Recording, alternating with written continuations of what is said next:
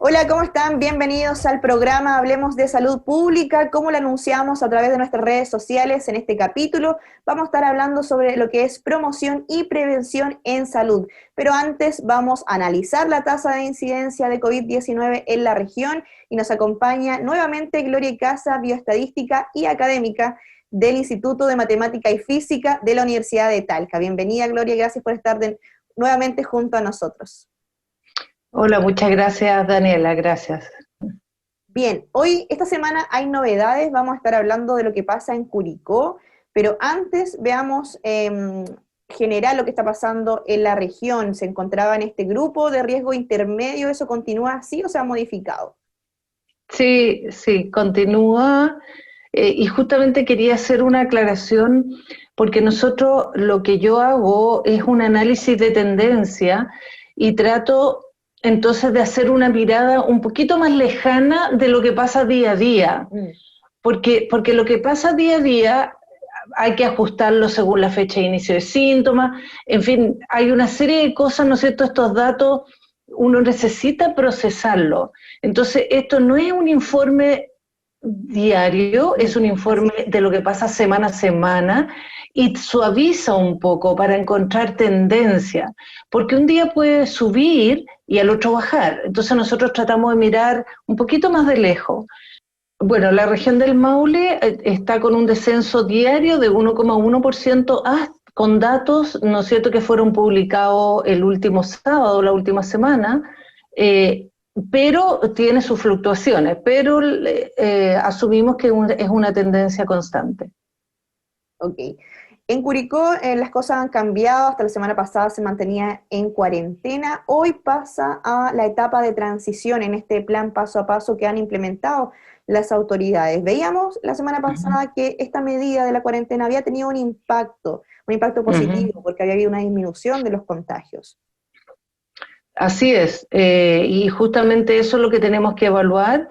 Curicó se notó el impacto de la cuarentena y ha tenido un descenso constante de 1,7% diario, ya varias semanas, desde fines de mayo. El modelo lo toma como desde fines de mayo, y claro, hay que ver qué pasa en las semanas que vienen. Yo lo que hice fue un orden, te cuento, analicé 12 comunas, que son las comunas con más casos en el periodo de la pandemia, y en este orden, Curicó quedó en un lugar intermedio de riesgo, ¿sí? Vamos a ver entonces lo que pasa con esas 12 comunas. Sí, recordar que Curicó entra en esta etapa de transición, continúan algunas medidas, ellos pueden salir de lunes a viernes, no obstante los fines de semana, los feriados deben mantenerse en sus casas y también respetar el toque de queda que se modificó su horario desde las 5 de la mañana hasta las 23 horas, eso es importante, y además respetar, ¿cierto?, las normas sanitarias, que es súper importante, las medidas de autocuidado. ¿Cuáles son las comunas que usted analizó? Bueno, analicé, no voy a nombrar las 12, sino que prefiero como dar una idea de lo que está pasando en cada una de ellas. Pero lo dividí como en tres grupos. Las tasas en la región son similares, pero con diferencia. Hay un primer grupo de comunas que, ¿no es cierto?, tienen tasa estimada al final de los datos menores, y ahí está Cauquenes, San Javier, Constitución y Molina. Y de esas 4 comunas todas están descendiendo, algunas antes y otras después. Por ejemplo, Constitución, que la teníamos en crecimiento, Sí. ya está en descenso, ¿sí? Qué buena noticia entonces. Sí, Constitución está en descenso. Yo te diría que de esas comunas la que tiene menor descenso es la comuna de Molina, pero todas ellas están en descenso, sí. Sí, bueno, veíamos que comunas que habían tenido un leve ascenso era justamente Constitución, San Javier y Maule, si no me equivoco. Esas eran las comunas que... Sí. Ya, y al Y menos... ahora ya, cambió. Cambió, ya, ok. Sí. ¿Hay algunas comunas donde haya aumentado la curva, como se ve en el resto Sí, de las comunas pues. del Maule? Sí, voy a nombrar otras 4 comunas y ahí te cuento. Ahí está Curicó, en las otras 4, San Clemente, Romeral y Longaví. Las 3 primeras, Curicó, San Clemente y Romeral, están en descenso, pero Longaví no. Longaví está con ascenso y cambió en las últimas semanas. Longaví creo que no las había nombrado antes, No, porque apareció, ¿no? Apareció con el número, aumentó su número de casos. Y entonces esa es una de las comunas que nos llama la atención esta semana. ya hay que estar atento entonces, como lo hemos mencionado en Sí. otros capítulos, estos datos son variables, se van Ujú. modificando, lo que pasa en una semana o en semanas atrás no significa que continúe así. Así que Ajá. estar atento a la comuna entonces de Longaví. Sí, y yo agregaría que todo lo que nos está pasando es variable, por eso es que exige que, como tú has hablado, los cuidados, no tan solo en Curicó, en toda la región nos tenemos que Sí, cuidar. Y creo que ya nombré, hay una epidemióloga, ¿no es cierto?, la doctora Ramírez, que habla que cada uno es la vacuna en este minuto. Como no tenemos tratamiento, no tenemos vacuna, mm, justamente cada uno, depende de cada uno que nos cuidemos. así Voy a es. nombrar el tercer grupo de comunas y ahí se encuentra que estas serían las comunas que tienen más tasa estimada al último dato que tengo, y ahí está Talca, Linares, Maule y Teno, y de estas comunas preocupa Talca, que está justamente en las últimas semanas está en positivo, o sea, está aumentando los casos, no Mm, mucho, de 1%, pero como lo que hemos dicho, aquí también influye el cuánto tiempo, entonces es lo que tenemos que mirar. Talca está con aumento, Linares está con un leve descenso, Maule está con aumento también, parecido a Talca, y Teno también está con un leve ascenso. Talca Y eso entonces, Maule sí, y Teno, en ese grupo. sí, en ese grupo, sí. Mm, Entonces no lo ordené geográficamente.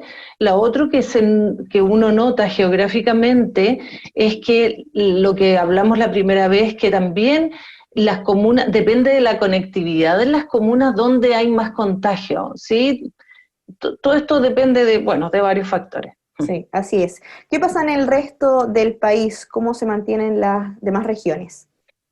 En el resto del país, bueno, ahí justamente en los últimos, tenemos 3 semanas donde el contagio, el número de contagios total ha ido aumentando, muy poco, pero ha ido aumentando.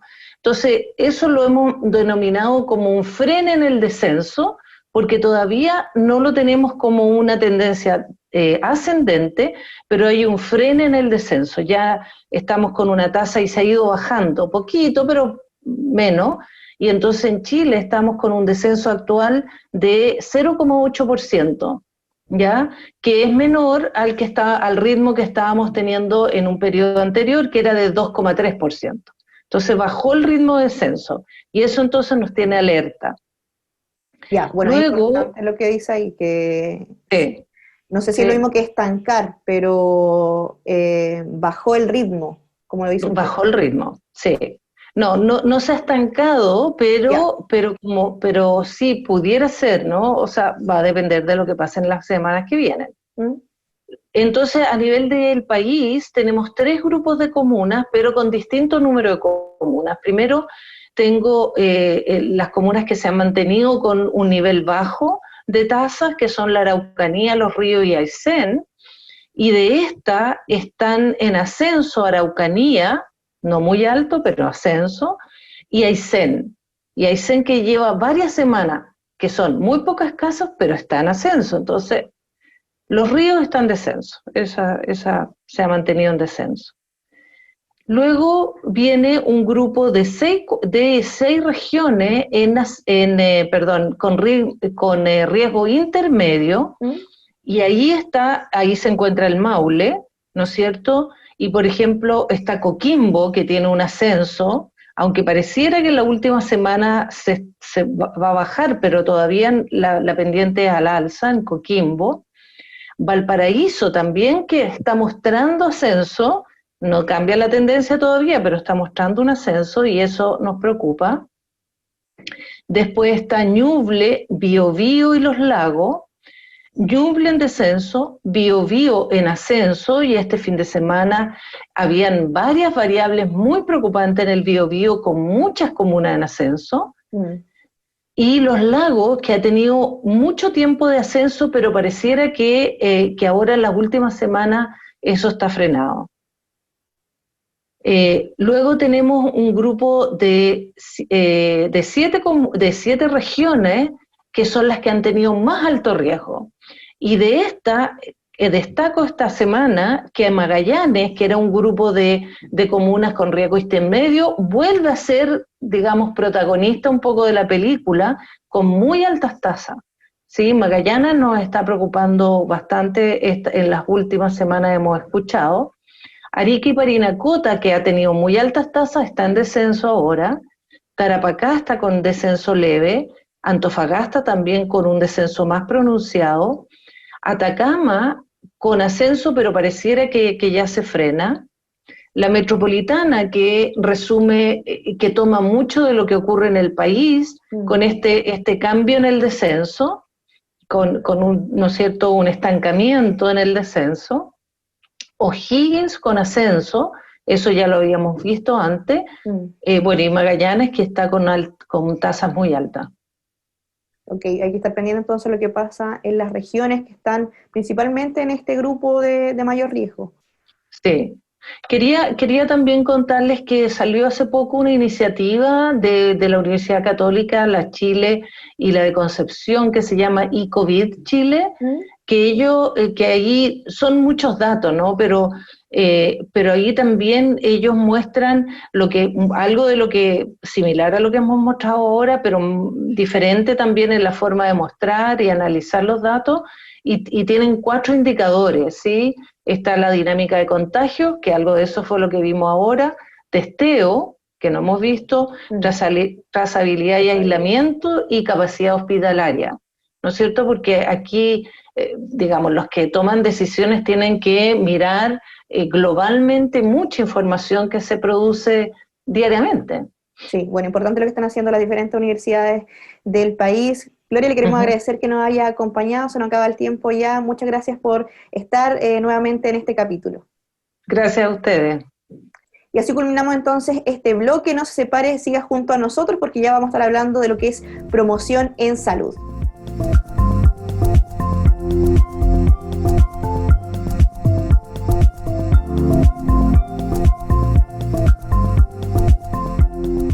Ya estamos de regreso y como lo anunciábamos, vamos a hablar de promoción en salud. Para hablar de este tema nos acompaña Samuel Verdugo, odontólogo y académico del Departamento de Salud Pública de la Universidad de Talca. Bienvenido, Samuel. Primera vez en el programa, así que muchas gracias por aceptar esta invitación a conversar. Sí, hola Daniela, gracias por la invitación y esperamos que sirva y que ayude a la comunidad que nos está mirando ahí desde sus casas. Así es. Partamos definiendo este concepto. Se habla de un proceso donde las personas se busca que tengan mayor control sobre su salud, pero en la práctica, ¿cómo funciona y qué es finalmente la promoción en salud? Claro, la promoción, podemos decirla de términos simples, que son todas las acciones o todas las intervenciones que se realizan, pero pasando por un nivel individual, un nivel comunitario, un nivel ya de país o políticas públicas, o un nivel ya de medio ambiente, un nivel completo. Entonces va en todos esos niveles que nos ayuden y nos promuevan, en este caso, valga la redundancia, una buena salud y bienestar básicamente. Entonces son todas esas acciones las que nos van a llevar a este bienestar, y eso se encarga la promoción. Hay que decir que no es como la atención propiamente tal. Ese es un enfoque un poco distinto, la atención un poco del enfoque biomédico, que tiene que ver con la atención cuando una persona ya está enferma. La promoción, la idea es que sea todo esto previo a la enfermedad. Nosotros promocionamos salud, o sea, mantengamos la salud, busquemos el bienestar, y eso tiene todas esas gamas y esas aristas que tenemos que ir viendo desde lo más básico, la persona, el individuo, hasta ya algo más global.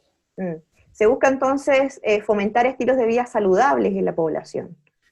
Se busca fomentar estilos de vida saludables y se busca también empujar esos estilos de vida, que eso también es importante, porque el enfoque hoy en día es cuídate, tú ¿Mm? individuo, cambia, pero también tenemos que tener un ambiente que sea propicio para esos cambios. Entonces, no es solamente un cambio individual, no es solamente estilos de saludable, de vida saludable, sino que también está orientado a políticas públicas, por ejemplo, que nos puedan permitir realizar esos cambios y mejorar la calidad de vida.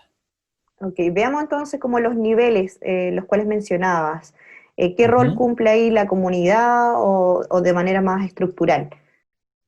Claro, en primer lugar tenemos que decir, vamos de lo más chico, digamos, el individuo. En primer lugar, siempre se habla de aliméntate bien, haz ejercicio, pero muchas veces no siempre se puede, o ¿Mm? muchas veces el ambiente no lo permite, o entonces hay muchos factores que hacen que eso sea un poco relativo. Entonces a partir de ahí viene ya lo que es tu entorno, lo que es quizás tu familia, con quien vives, y después viene lo que es la comunidad. Entonces las comunidades tienen características diferentes. Por ejemplo, no va a ser la misma comunidad en el norte del país que en el sur del país, no van a ser los mismos hábitos, Mm. no va a ser la misma idiosincrasia, por ejemplo, la alimentación en el sur o sus estilos de vida. Entonces, debe haber adaptación también eh, regional, y eso tiene que ver un poco con las políticas y también el empoderamiento, que tiene que ver con tomar acciones propias desde la comunidad para hacer actividades que permitan esta promoción y este bienestar. Quizá un concepto muy amplio, pero de a poco vamos a ir Sí, como viéndolo, digamos. sí, Y vamos a ya, ir. sí, sí, sí. Sí, no te comentaba que vamos a ir viendo las etapas para que las personas sepan qué significa finalmente y cómo ellos también pueden actuar en esto. Tiene que ver con Ujú, las determinantes sociales, ese tema lo vamos a hablar en otro capítulo, pero también esto ujú. influye. Absolutamente. Y los determinantes sociales de la salud, como para recordarlo, es todo lo que tiene que ver con el ambiente de las personas, que al final influencia, en este caso, su salud. Por ejemplo, los que tienen menos recursos van a tener una, una salud peor, digamos. Entonces, esas inequidades son las que hay que ir trabajando como sociedad para que todos tengamos el mismo derecho a la salud.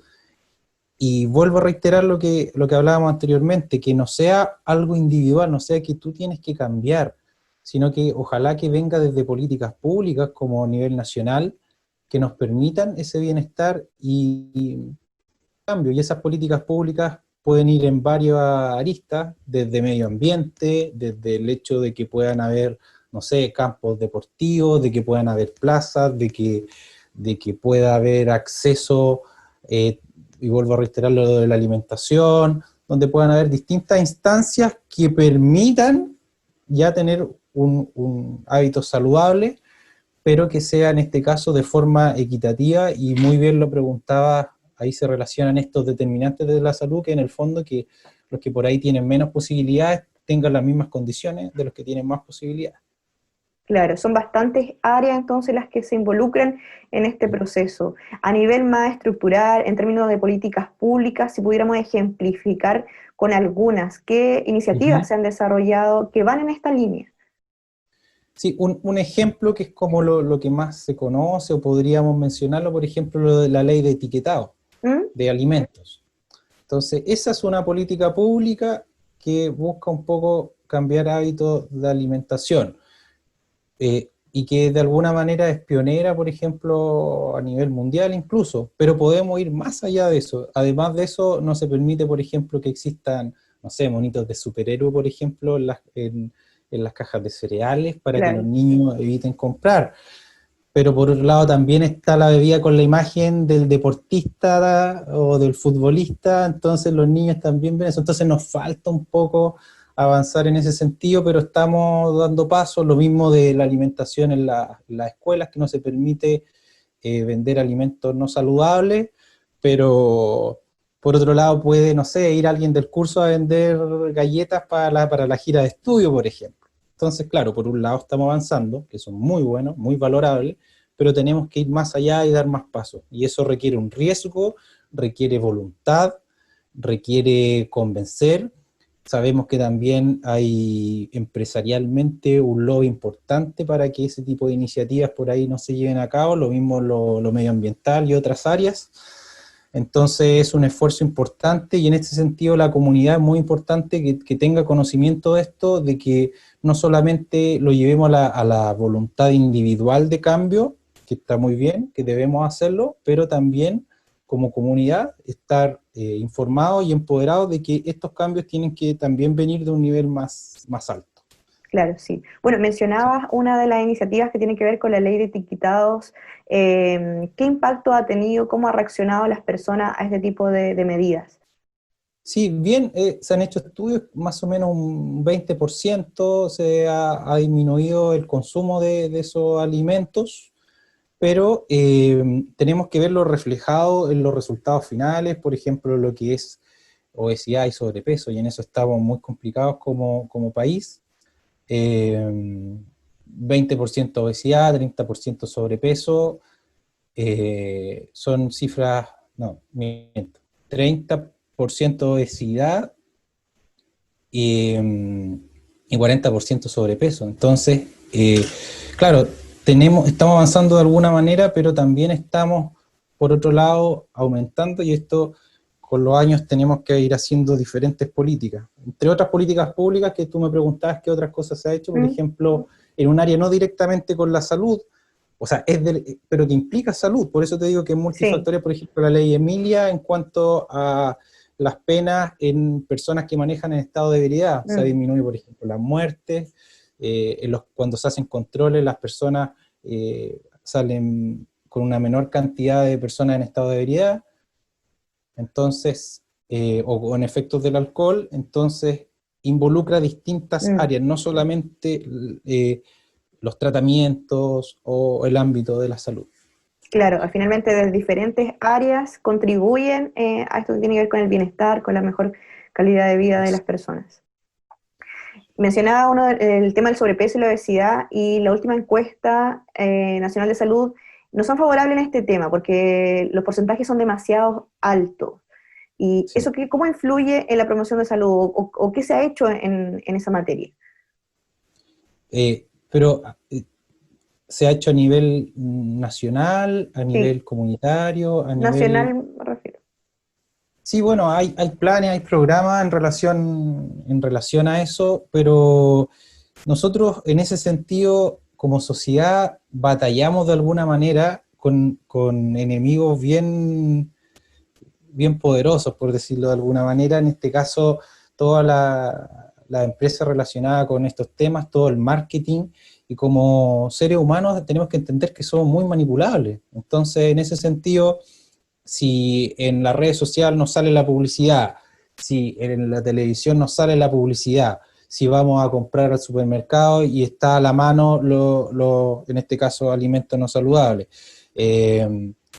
Y por otro lado tenemos una promoción que está, pero que no tiene esa publicidad, no tiene esa difusión, no tiene esos recursos, que está, que se hace, y que hay un esfuerzo tremendo de una cantidad importantísima de profesionales, principalmente del área de la salud, pero para llevar a cabo eso tenemos que tener una decisión muy importante como país, y tenemos que darnos cuenta que también somos de alguna manera manipulados en ese sentido, y hacer una masa crítica que pueda un poco ir en favor de esos cambios.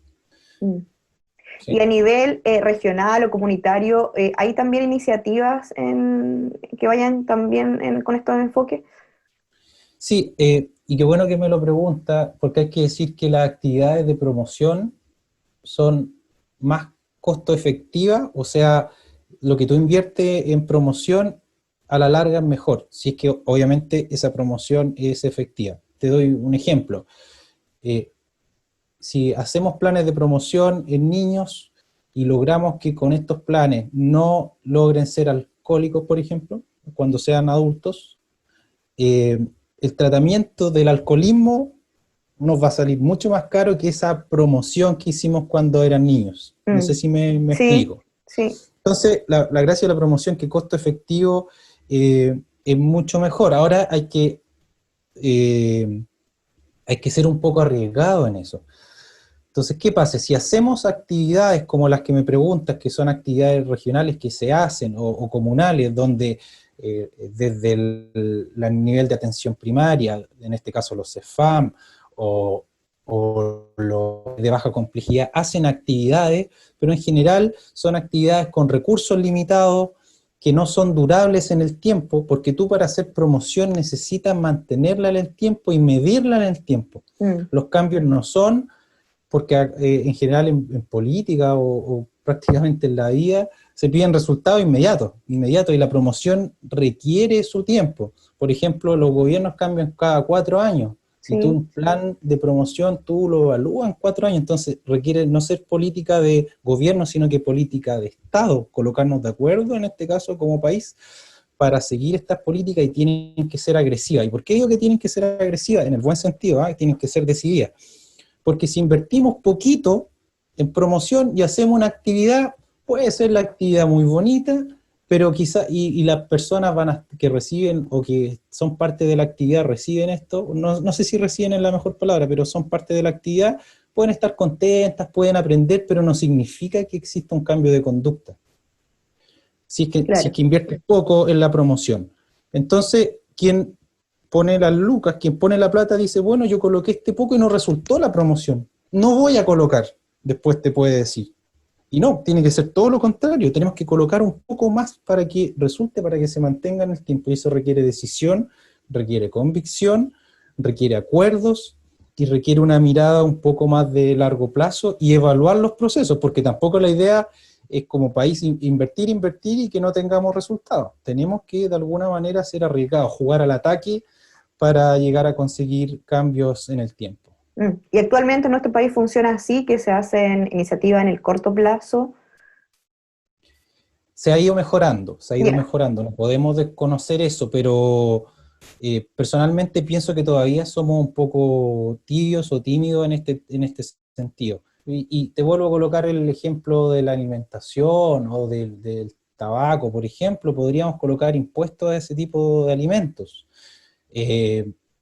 Podríamos colocar subsidios a alimentos saludables, podríamos ir un poco más allá en ciertas actividades, por ejemplo, no sé, los campos deportivos, cuando los chicos están, o las niñas o los niños están en clases, por ejemplo, en campos deportivos que están desocupados. Eso no puede ser, y lo hemos visto en la pandemia. Somos capaces de estar encerrados para cuidarnos porque tenemos la posibilidad de enfermarnos gravemente en un corto plazo, pero también hay otras enfermedades que son a largo plazo, son enemigos silenciosos, que quizás no nos matan en el momento, pero nos van eliminando la calidad de vida. Entonces debemos ser inteligentes, debemos ocupar estrategias. Entonces, por ejemplo, los campos deportivos deberían estar ocupados todo el día. Si además la actividad física nos mejora no solo la salud, sino que cognitivamente, y podría nombrarte un montón de beneficios, pero son ciertas cosas que podemos hacer y que no son difíciles, pero nos falta ese riesgo, esa voluntad. Claro, sí. Bueno, mencionabas que se ha ido mejorando en este tema, y cómo ha ido evolucionando todo este tipo de iniciativas. ¿Han tenido un impacto en lo que es el bienestar, la salud de las personas, de la población? Sí, o sea, mejorando depende de la arista que tú lo veas. Claro, hay mejorando, yo creo que en la existencia de estos programas, o de estas actividades, o de estas políticas públicas, porque antes no existían, o si existían eran muy débiles. Pero a medida que avanza la sociedad, también las enfermedades van avanzando, la salud mental, imagínate, y más con la pandemia ahora, Sí. El hecho de que van apareciendo la utilización de celulares o de computadores, y eso también va afectando a la calidad de vida, está muy asociada con depresión, por ejemplo.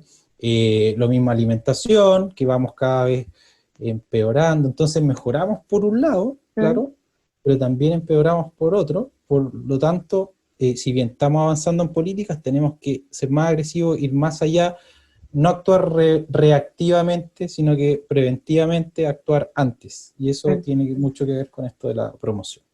¿Y a raíz de la pandemia se va a necesitar reorientar o reenfocar algún tipo de iniciativa?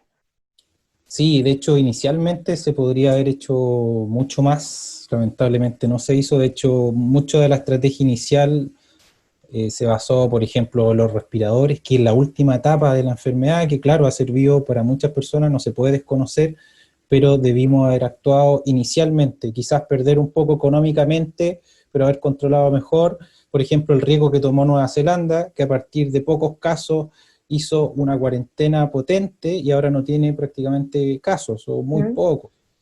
Entonces, esa es una política de promoción, digamos, y de prevención que están también ligadas, eh, arriesgada pero efectiva. Entonces, eso por ahí nos puede haber pasado, y ahora lo clave es el seguimiento, lo que se llama la trazabilidad, que es el hecho de que sepamos quiénes están enfermos y con quién tienen contacto. Si no hacemos eso, que es también parte de esta promoción, porque la promoción, la idea es que, bueno, eso tiene que ver un poco para prevenir, son conceptos que se interponen un poco, Sí, vamos a estar entrelazan, hablando de prevención en el próximo bloque. pero a la larga eso te va a ayudar a que los que están sanos no enfermen, que es un Mm, poco lo de promoción.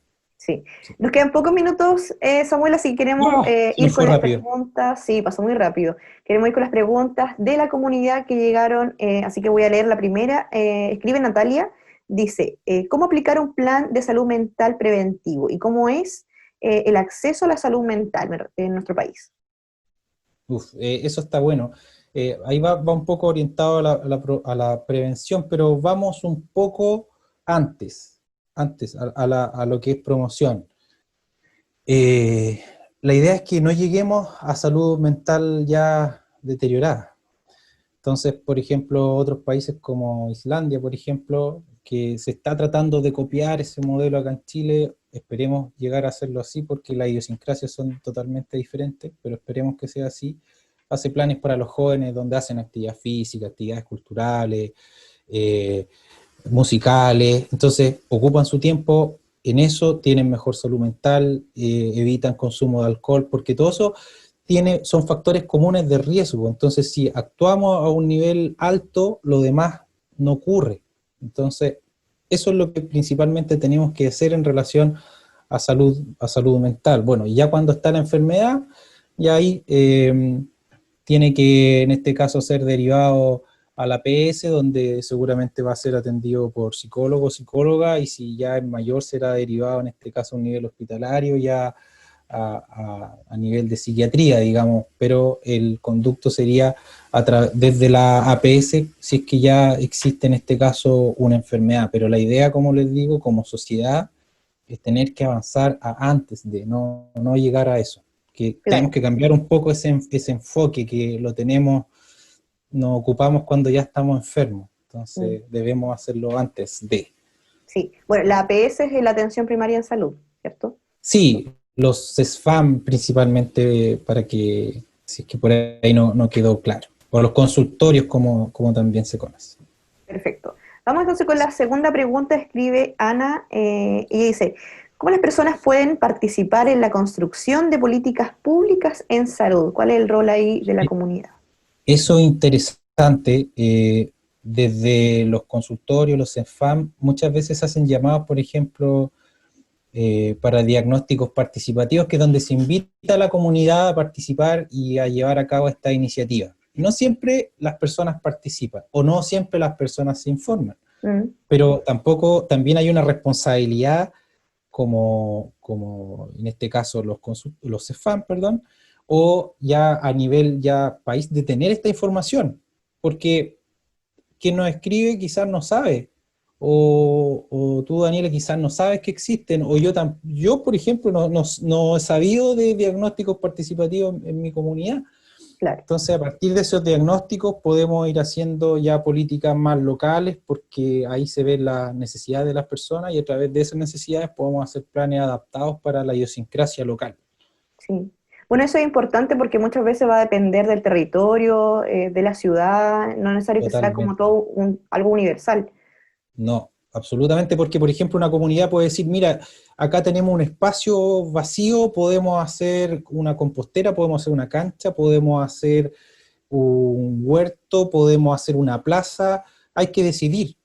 pero no siempre está en esos espacios. A veces llega bueno, y se aprueba un proyecto y está la plaza instalada y nunca le consultan a la comunidad. Entonces también hay un poco que se debe la política, en este caso, tener esos diálogos que no siempre se dan. No siempre se dan y debemos un poco incentivar a que eso ocurra. Y yo creo que desde el mundo universitario nos ha faltado un poco, y lo bueno es tener estos espacios, Daniela, de conversar estos temas y podamos armar esto como comunidad y como país. Sí. Bueno, muy importante entonces la participación de la ciudadanía en todos estos temas. La última pregunta la escribe Mónica. Ella dice, me gustaría saber si los migrantes debemos actualizar nuestro esquema de vacunación al llegar a Chile. Una duda que pueden tener muchas migrantes que cada año llegan a nuestro país. Sí, bueno, lo primero en este caso acercarse a los CEFAM o consultorios y ver esa situación, y al mismo tiempo tenemos que ver del lugar que vienen, debemos hacer los análisis. Hay países donde no tienen esquemas de vacunación. Si no tienen esquemas de vacunación, por ejemplo, los niños pequeños acá sí se vacunan en ese sentido. Entonces va a depender de los factores y de la persona y del lugar que venga y de saber si es que tiene previamente vacunas o no, y ahí se puede evaluar si es que se realiza o no. Pero lo importante es hacer ese acercamiento, en este caso al CEFAM o consultorio, como se conoce también, más cercano. Básicamente eso tendría que ser con las vacunas. Ok, vamos a seguir respondiendo más preguntas en el próximo bloque cuando hablemos de prevención en salud. Ya se nos acaba el tiempo, pero antes de finalizar el programa, solamente te quería preguntar por los desafíos pendientes en materia de promoción.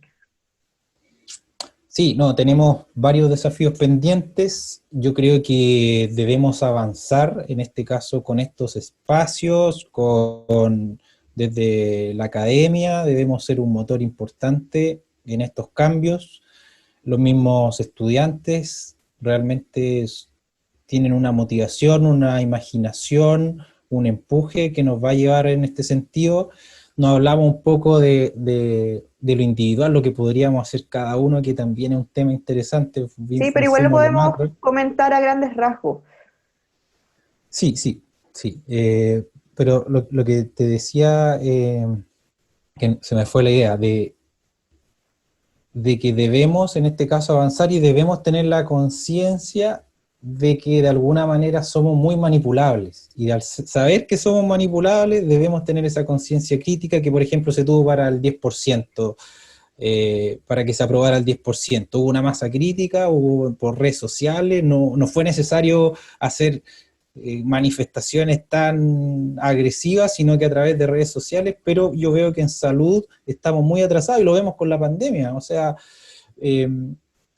por un lado, no hay una seguridad social que nos permita a todo el mundo quedarse en casa, pero también hay una desobediencia, y eso tiene que ver con educación. Bueno, eso ha pasado en todo el mundo, ¿eh? No es que solamente sea de Chile, y no podemos decir, como se ha escuchado en alguna parte, de la raza o que los chilenos somos así. No, eso ocurre en todos los países, pero debemos tener esa conciencia crítica, y a partir de esa conciencia crítica que las políticas públicas vayan en ese ámbito. Y en cuanto a lo individual, bueno, no aconsejar, no juzgar a los demás, pero como consejo, para levantarse temprano, abrir las cortinas. Hay personas que no tienen algunas posibilidades de eso, que trabajan todo el día, entonces no se puede elegir vivir sano, como hay unos programas por ahí, porque hay recursos que no se tienen para vivir sano, por ejemplo, para comprar alimentación saludable.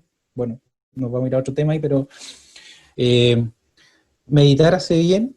Se ha comprobado que meditar hace bien. ¿Y cómo se medita? Por ejemplo, concentrarte en tu respiración, algo tan simple, aunque sea 1 minuto, 2 minutos.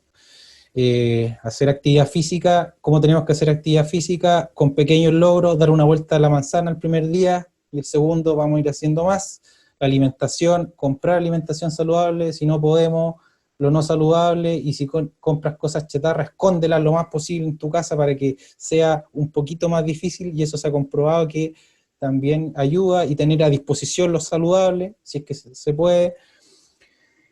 Y bueno, podríamos seguir hablando más detalles, pero eso básicamente. También hay una responsabilidad individual, que como les digo es menor, pero podemos avanzar en ese sentido. Perfecto, hay pequeñas acciones entonces que cada uno de nosotros puede hacer para contribuir con el bienestar y la calidad de vida de las personas. Samuel, te quiero agradecer, se nos acabó muy rápido el tiempo, muchas gracias por participar en este programa. Sí, gracias a ti, y darle un énfasis a lo medioambiental. Si no avanzamos en lo medioambiental, todo que afecta directamente en la salud, no vamos a poder tener ningún nivel de calidad de vida. Entonces ese es el cambio más fuerte que tenemos que hacer quizás dentro de lo que hemos hablado también. Así que agradecerte y saludos a todos y gracias por estos programas. Chao, chao. Perfecto. Así culminamos este bloque, nos vamos a separar solo unos instantes y ya regresamos con lo que es prevención en salud. Tenemos otra invitada.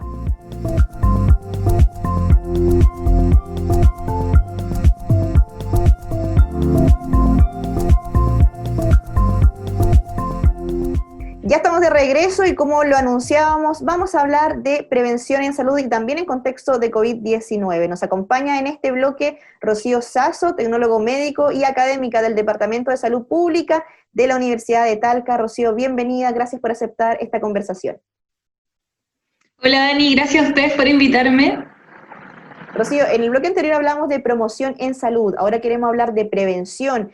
¿Qué significa este concepto y cuál es el rol de la prevención para el bienestar y mejorar la calidad de vida de las personas? Ya, a ver, de manera así como bien general y no tan específico, podemos decir que prevención va referido a enfermedad, ¿ya? La gran diferencia con promoción que va referida a salud, a mantener esta población o a los sujetos saludables. Cambio, prevención busca justamente evitar la aparición de enfermedades o infecciones, ¿ya? Y en ese sentido, la prevención se puede clasificar. Tenemos distintos tipos de prevención. Prevención primaria, secundaria, terciaria, e incluso hay una prevención cuaternaria. Entonces, en cada nivel, por así decirlo, se puede realizar distintas estrategias. ¿Ya? Porque la prevención, ¿cuál es la diferencia entre prevención primaria, secundaria y terciaria? Va referido a la evolución de esta enfermedad. Entonces, la prevención primaria, por ejemplo, nosotros hacemos estrategias para prevenir la aparición de la enfermedad. Lógicamente, y de acuerdo a los recursos que tenemos, lo hacemos en población quizás más vulnerable. Y ahí es donde se realizan las campañas de vacunación, las charlas, por ejemplo, las famosas charlas o consejería para prevenir el contagio de VIH, ¿ya? En cambio, ya en prevención secundaria ya trabajamos con una población o con usuarios que ya tienen riesgo o ya tienen la enfermedad como tal, entonces ahí uno busca hacer pesquisa. Y ya en la prevención terciaria ya trabajamos con el paciente o los usuarios que ya están enfermos, entonces trabajamos netamente en la rehabilitación y en mantener su calidad de vida lo más óptimo posible, ¿ya? Pero con la enfermedad de base. ¿Y qué impacto tienen estos diferentes niveles en cuanto a la prevención? Hablábamos de que el primer punto, la atención primaria, ahí se busca prevenir la aparición de enfermedades. Bueno, esa se diría que es la más importante, porque si nosotros logramos desarrollar estrategias que eviten la aparición de la enfermedad, ya tendríamos que hacer mucho menos prevención secundaria y terciaria, porque la cantidad de usuarios o la cantidad de personas enfermas sería mucho menor. Si es que tuviésemos un alto impacto de esta prevención primaria, ¿ya? Que como el nombre lo dice, busca evitar la aparición de la enfermedad. Ahora, en ese sentido es importante que esta prevención primaria no solamente la realice el equipo de salud, sino que la comunidad en general también puede evitar la aparición de enfermedades a través del autocuidado, ya a través de potenciar estos estilos de vida saludables para justamente evitar la aparición de las enfermedades. ¿Y qué tipo de iniciativas se realizan en la prevención primaria? Una de las estrategias como más conocidas por la comunidad que tiene que ver con la prevención primaria, tiene que ver con la educación que se realiza en los usuarios, ya referente al cómo llevar estilos de vida saludables. Ya la educación para la salud tiene una importancia una real importancia en lo que se llama prevención primaria. Y otra de las estrategias también, sobre todo en nuestro país, que son las vacunas, ¿ya?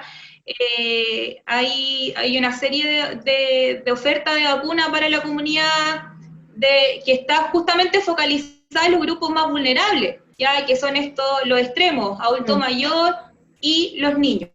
Ya esas son como las estrategias más conocidas, educación para la salud y plan de vacunación.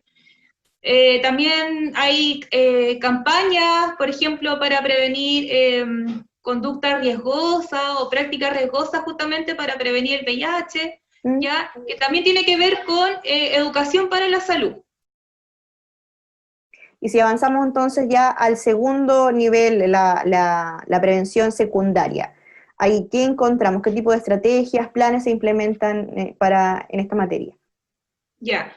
Cuando hablamos de prevención secundaria, como yo te lo decía, acá ya nos enfocamos a un grupo que ya tiene factores de riesgo. O sea, ya lo que se busca en la prevención secundaria es hacer pesquisa de la enfermedad o hacer un diagnóstico temprano, ¿ya? Donde el usuario no necesariamente va a tener los síntomas, pero sí está con los riesgos de padecer una enfermedad. Entonces ahí, por ejemplo, una de las estrategias en nuestro país es pesquisar cáncer del cuello uterino en el caso de la mujer, se aplica el PAP, ya, pero acá la prevención secundaria va relacionada a hacer exámenes, ¿ya? Por ejemplo, el examen que se hace para el VIH, ¿ya? El PAP, el EMPA, que son diferentes exámenes que se ofrecen en la red de los establecimientos públicos, en especial que provienen de atención primaria. Perfecto. Bueno, hemos ido conociendo entonces cómo funciona la atención en cada de estos niveles de atención en salud. Si pudiéramos también definir, a propósito, tienen bastante relación, cómo funcionan estos niveles, la atención primaria, secundaria y terciaria. Ya, a ver, es que por un lado están los niveles de prevención de enfermedad y por otro lado está este sistema de salud donde tiene distribuidos distintos establecimientos. Y la oferta de servicios que van a tener estos establecimientos, nosotros podemos hablar de diferentes atenciones en salud. Y te podemos tener atención primaria, atención secundaria y atención terciaria. Ok, perfecto. Claro, por una parte está, claro, como tú bien dices, está el sistema de salud y por otra parte está lo que es prevención en estos diferentes niveles. Claro. Por ejemplo, en atención primaria, que es el primer nivel de atención, ¿ya? Van a estar establecimientos o dispositivos que justamente se van a enfocar en prevención primaria y en promoción, ¿ya? Ese es como el fuerte, que los establecimientos, los SPAM, los SECOF, las postas, justamente realicen bastante prevención primaria y promoción, ¿ya? Ahora, lógicamente, como esto es reciente ese enfoque, tenemos usuarios que igual se realiza rehabilitación en los establecimientos de atención primaria, ¿ya? O sea, se está haciendo en este caso prevención terciaria, pero las atenciones de mayor complejidad se abordan en los establecimientos donde hay más oferta de especialistas, que vendría siendo la atención secundaria o terciaria, porque ahí trabajamos netamente con usuarios ya enfermos. Pero en este primer nivel de atención, nosotros trabajamos con nuestros usuarios desde el enfoque de la prevención y la promoción de la salud. ¿Y qué tan importante es que las personas se realicen exámenes preventivos? Si pensamos que en una primera etapa se busca evitar la aparición de enfermedades. O sea, es sumamente importante que se adquiera la cultura en todos nosotros de acudir a los establecimientos de atención primaria, no solamente cuando tenemos un síntoma, un signo, cuando nos duele algo, sino que es importante adherir o a visitar el establecimiento justamente para realizarnos exámenes o para recibir consejería o educación en salud bucal, salud sexual, salud reproductiva, ¿ya? Es sumamente importante adquirir esa cultura que lamentablemente falta falta bastante que nos preocupemos antes de que aparezca el síntoma o el signo. ¿Y eso a qué se debe? A ver, lo que he visto desde la experiencia que he trabajado en algunos lugares, establecimientos de salud, porque culturalmente todavía está muy arriesgado en nuestra población acudir, en especial los hombres, acudir solamente a los establecimientos de salud cuando hay un síntoma, un dolor, ¿ya? Por un lado, eso de acudir solamente cuando hay un dolor, una molestia, por un lado tiene que ver con la baja percepción o quizás el poco reconocimiento del usuario de entender que la atención primaria, que este establecimiento de salud, puede recibirme justamente para hacerme este chequeo. Entonces, por un lado, puede ser que un bajo nivel educativo, o quizá un bajo nivel socioeconómico, por ende tenga menos información de la oferta de servicios o de prestaciones que me puede dar este establecimiento. Claro. ¿Ya? Y por otro lado también quizás falta que los equipos de salud justamente informen a la comunidad en qué ellos pueden, qué es lo que pueden ofrecer. Claro. ¿Ya? Que son talleres educativos, consejería. Ahora, por otro lado, también yo quisiera hacer énfasis, es que nosotros tenemos bastante población migrante, ¿ya? Población migrante que al principio se concentraba en la zona norte de nuestro país, que era los migrantes provenientes de Bolivia, de Perú, pero hoy en día tenemos migrantes que vienen de otros países y ellos, con mayor razón, estas comunidades desconocen totalmente que pueden optar a estos exámenes preventivos, ¿ya? Entonces hay un desconocimiento de cómo funciona nuestro sistema y por ende, como lo desconocen, no saben cuándo pueden acudir. Y a propósito, Rocío, que estamos hablando de lo preventivo, ¿qué tipo de exámenes, por ejemplo, son importantes que las personas se realicen independiente, tienen algún tipo de dolencia o síntoma? A ver, lo que pasa es que si lo vemos de la oferta que tiene nuestro sistema de salud en los establecimientos de la red pública, porque acuérdate que aquí nuestro sistema de salud es como mixto, privado y público, desde el punto de vista público, la oferta de chequeos o de exámenes no es muy amplia, pero sí apunta a hacer diagnóstico de las enfermedades más prevalentes quizás en nuestra población, como por ejemplo el famoso examen de VIH, ya el EMPA, ya que busca justamente identificar los factores de riesgo de enfermedades cardiovasculares, o otro tipo de enfermedades como transmisión sexual, etcétera. Bueno, para la población ya más de riesgo, justamente la pesquisa para tuberculosis, ya los famosos exámenes de la glicemia, o sea, igual tiene que ver con la oferta de exámenes que hay en la red pública en atención primaria. Sí, bueno, y a propósito de la crisis sanitaria que estamos viviendo, ¿qué rol tiene la prevención en el contexto del COVID-19?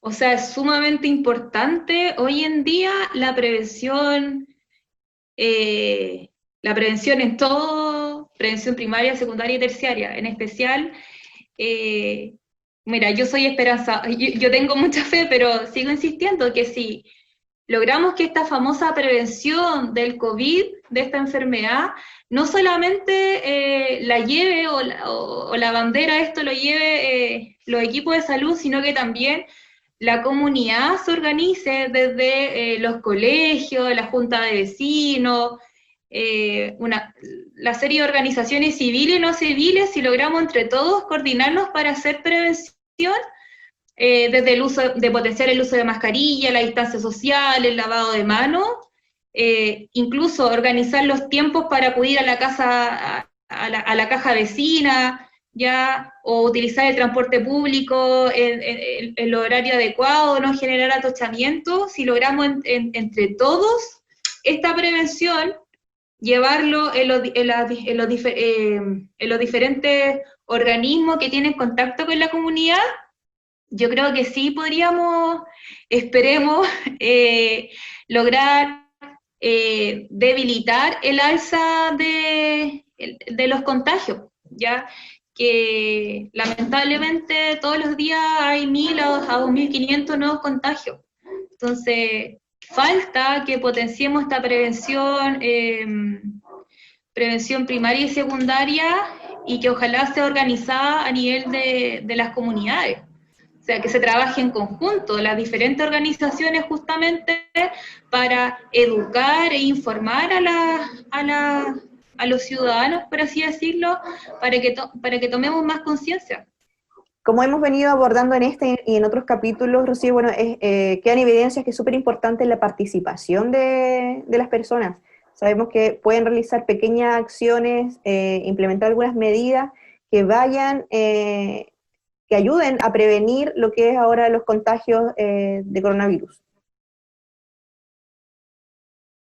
Pues tremendamente importante que la comunidad se empodere, que tome conciencia y que también pueda adoptar prácticas o conductas protectoras para prevenir el contagio, como quizá algo tan simple como respetar la fila para ir al supermercado, respetar la distancia social, ojalá 1 metro, 1,5 metros, sobre todo en los boliches de las comunas que a veces no tienen supermercado y tienen solamente un boliche, y si se enferma la dueña de este boliche, o sea, quedan sin la oferta de fruta o verdura. Entonces es sumamente importante que entre todos nos cuidemos y tratemos de respetar los protocolos que ya están, y también tratemos de organizarnos entre los vecinos justamente para prevenir el contagio. O sea, la distancia social, aunque nos cueste mucho, y yo creo que es lo que más nos cuesta, tratar de llevarla a cabo, porque el lema de eso, o sea, salimos todos de esta o no salimos ninguno. O sea, el llamado a la solidaridad en la prevención es sumamente importante. Bueno, bien, Rocío, vamos a ver las preguntas entonces que nos han llegado de las personas que nos han escrito a través de las redes sociales. Voy a leer la primera pregunta, que es de José Tapia. Él dice: ¿qué tan efectivo es el uso de la mascarilla con la nueva normalidad que están viviendo las personas? Dice, ¿cuánto reduce el riesgo al momento de utilizarla para interactuar? Esa es una, también hace otra, pero respondamos esta primero. O sea, de que es efectiva el uso de mascarilla, sin duda permite disminuir el riesgo de contraer la enfermedad si estoy en contacto con personas que tienen sintomatología. Sin embargo, hay que hacer énfasis en que la distancia social, el lavado de manos frecuente, es sumamente importante, sumado al tema de la mascarilla. O sea, si bien puedo utilizar la mejor mascarilla, pero incluso si no sabes sacártela adecuadamente, además si no la lavas frecuentemente, si es que es una mascarilla de tela, si no te estás lavando la mano frecuentemente, no tiene mucho efecto el tema de la mascarilla. O sea, es sumamente importante complementar el tema de la mascarilla, pero con el tema de la distancia social, y no acudir a lugares donde haya mucha gente. O sea, son varias medidas que tienen que ir de la mano, ¿ya? Inclusive,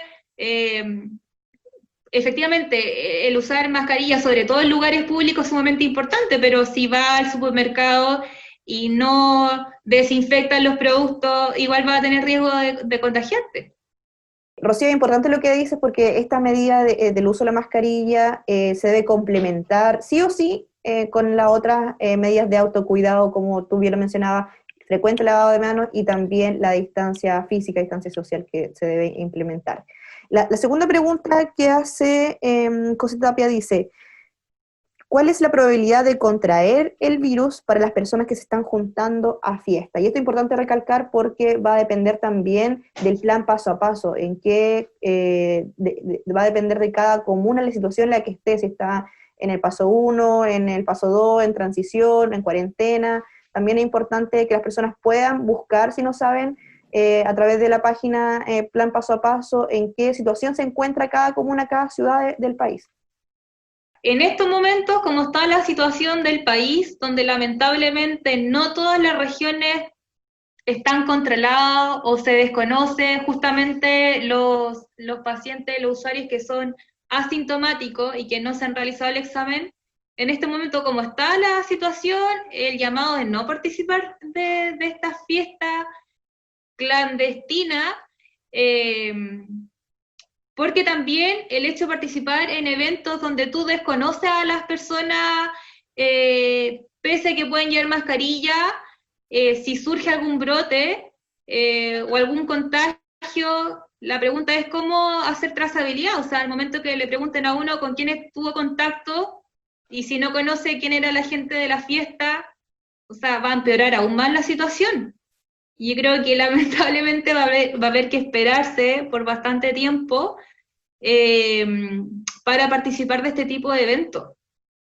Sí, bueno, y también, como tú lo señalas, independiente la situación en la que se encuentre cada comuna, cada región, el llamado es a no realizar este tipo de actividades, de reuniones familiares, incluso a mantener la distancia física. Vamos con la siguiente pregunta que la realiza Cristian Foster. Dice, ¿qué recomendaciones deben tomar las áreas de recursos humanos para resguardar un retorno seguro de sus colaboradores a sus trabajos? Ya, bueno, sin duda se entiende que varios trabajos, varias fuentes laborales tienen que, de a poco y paulatinamente, siempre cuando se pueda, llamar a sus trabajadores. Y en ese sentido es importante seguir las recomendaciones o los protocolos de los expertos en materia de salud pública. O sea, importante que en este caso el jefe o el encargado de ese lugar pueda quizá hacer, como le dicen los protocolos, de ver cuáles son los trabajadores más vulnerables o que tienen más factores de riesgo quizá a infectarse o que pueden estar más vulnerables a sufrir una descompensación estando en el trabajo, que son las personas crónicas, adulto mayor, ya, o personas que tengan alguna inmunodeficiencia. Entonces, y a su paso también es importante que en esos lugares existan las condiciones físicas respecto al inmobiliario para que las personas puedan mantener esta distancia social, ya tener a disposición jabón para lavarse las manos, ya quizás los mismos protocolos lo señalan, tener sistemas de turno, ¿ya? Entonces es importante que cada lugar de trabajo reconozca cuáles son sus fortalezas o debilidades para poder tener este retorno seguro para sus trabajadores. Pues, y por eso es importante que se guíen por estos protocolos que recomiendan en este caso los expertos en salud pública. Ok. Vamos con la tercera pregunta que le realiza @grillofunk. Dice, ¿qué se define como contacto estrecho? Saludos y gracias, comenta. Ya. Bueno, la definición de contacto estrecho ha sido un poco bullada, pero mira, lo que actualmente señala el Ministerio de Salud es que hay tres tipos como de definiciones que nos llevan a generar hacer un contacto estrecho. Una es que haya tenido la persona contacto con una persona confirmada de COVID y en el cual yo, en este caso, no utilicé ningún elemento de protección personal, ¿ya? Por otro lado, si se tuvo contacto con una persona que tenía COVID y que este contacto fue menos de 1 metro de distancia, también se considera que es un contacto estrecho, ¿ya? Ok. Vamos entonces con la última pregunta que le realiza Pamela. Ella dice, por los índices que tenemos en salud, ¿da la impresión que la prevención no funciona? Comenta. O sea, lamentablemente las medidas que se han ido tomando paulatinamente no han dado los efectos esperado o deseado. Y se puede dar por diversas razones, o sea, por un lado, por las condiciones laborales de muchas personas, no han podido realizar cuarentena en sus hogares, ya es imposible, por ejemplo, que personas que trabajen en jardinería sin contrato puedan estar en sus casas evitando el contagio. Entonces, hay diferentes causas que podrían explicar por qué estas diferentes medidas de prevención no han hecho el efecto deseado, ojo, en algunas comunas, ¿ya? En otras sí se ha podido disminuir levemente el alza de contagio, pero también hay que hacer énfasis en que estas medidas de prevención no solamente son las que orienta el sistema de salud, sino que también, vuelvo a insistir, la comunidad también tiene que empoderarse y tratar entre todos poder acoger estas recomendaciones, estos consejos de los expertos para poder llevarla a cabo, o sea, desinfectando los productos que yo compro en el mall o en el supermercado, en la feria, ¿ya? El hecho de utilizar el transporte público, ojalá tratar siempre de llevar la mascarilla y llevar alcohol gel. Entonces, si tú me lo preguntas, claro, si han sido efectivas o no, o sea, que son recomendadas, hay diferentes medidas de prevención. Pero, vuelvo a insistir, todos, el intersector, tiene que colocar de su lado para poder acogerla y, en definitiva, bajar la incidencia de los contagios. Bien, Rocío, te queremos agradecer que nos haya acompañado, se nos acaba ya el tiempo. Muchas gracias por participar de este capítulo. Ya, muchas gracias a ti, Daniela, por la invitación. Nos vemos. Y así culminamos esta edición del programa. Síganos escribiendo a través de las redes sociales porque en cada semana vamos a ir anunciando el tema que vamos a hablar en cada capítulo y usted nos puede escribir y hacer sus preguntas a través de las redes sociales. Muchas gracias por estar hoy junto a nosotros y siga junto a la programación de Campus TV.